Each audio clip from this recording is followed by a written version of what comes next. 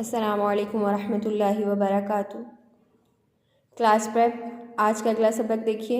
इकरा कायदा तख्ती नंबर 6 पर हमारा सबक है। सब बच्चे तख्ती नंबर 6 निकाल लीजिए। अऊज़ु बिल्लाहि मिनश शैतानिर रजीम, बिस्मिल्लाहिर रहमानिर रहीम। तख्ती नंबर 6 दो ज़बर। अगला सबक देखिए।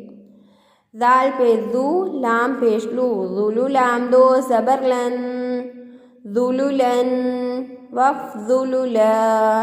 दाल दाल के बाद जो दाल होता है उसको नरमी से पढ़ते हैं। जुलुलन, वक़्फ़ जुलुला। हा ज़बर हा, रा ज़बर रा, हरा, मीम दो ज़बर मन, हरमन, वक़्फ़ हरमा। हा की आवाज़ हलक से निकलेगी, रा को पुर पढ़ेंगे। हरमन, वक़्फ़ हरमा। सब बच्चों को पता है ना हा की आवाज़ कैसे निकालते हैं, हलक से हवा को बाहर निकालना। ओके, शाबाश।